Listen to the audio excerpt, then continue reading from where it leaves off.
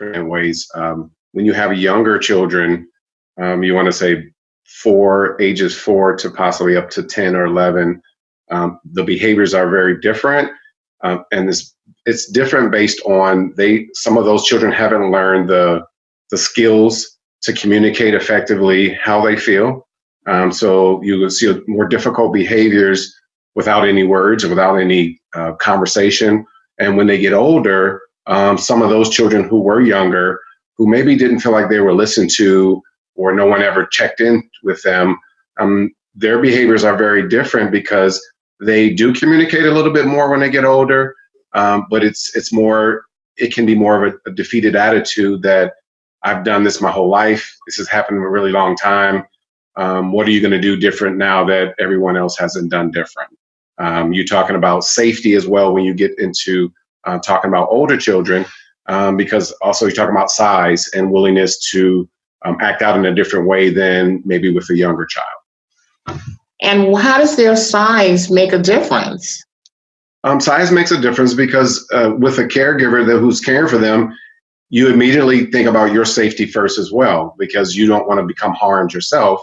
And also when you have smaller children, you have caregivers who are afraid to intervene physically if they need to at the last resort, because you don't want to hurt the child. So there's two sides. It's always going to be about safety for a younger child and an older child, but also safety for the caregiver. How do I respond and help this child through crisis in a way that's going to keep everyone safe? That is so true. There are parents out there who have teenage boys who are taller than them and definitely physically stronger. So what would you suggest to you'd be able to talk with them and find out what's beneath the behaviors, because there's feelings beneath the behaviors that are driving those behaviors. And so if you have the connection with your child or you reconnect with your child, you'll have to deal less with the fear of yourself being hurt when they will want to talk to you, okay? Because connection with them is going to help you be able to talk with them and find out what's beneath the behaviors, because there's feelings beneath the behaviors that are driving those behaviors. And so if you have the connection with your child or you reconnect with your child, you'll have to deal less with the fear of yourself being hurt when they will want to talk to you. But a teenager has to feel that you're there to listen to them and truly listen to them and consider the things that they have to say. Because quite often what teenagers have said to me over time is, I don't think anybody listens to me. No one cares about what I feel. No one cares about what I want. No one cares about what I need.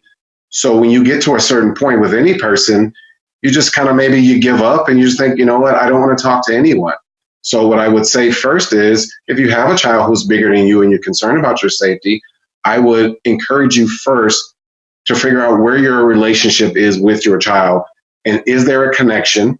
If there isn't a connection, then get some tools to help reconnect you back with your child, because they have a lot to say and they have a lot that they feel. They're just waiting for someone to be available for them. I see. Would you suggest, because that can get very complicated, now the parent has to decide where they were wrong.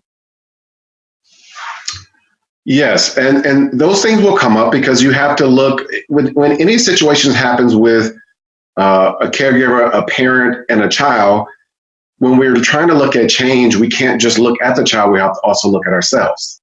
Okay, so there's always something that you can change instead of just expecting your child to change.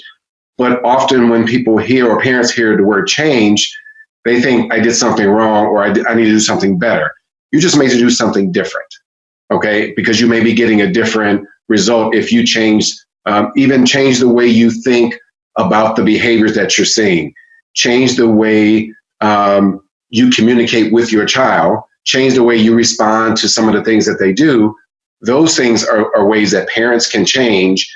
Would not necessarily mean that you have failed or you need to do better. You just need to do different.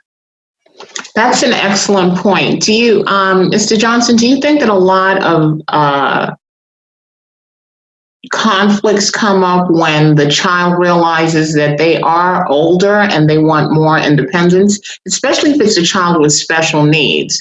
So now you're going from hovering to giving them more independence, but there's a bit of a power struggle. Would that be one of the circumstances that happens?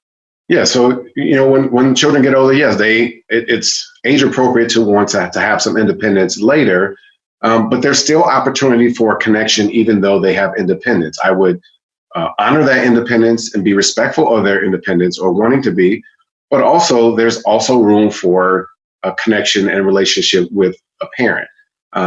Again, the word you'll keep hearing is understanding. You have to be a little more understanding of why your child wants that independence, and also look back on when you were growing up.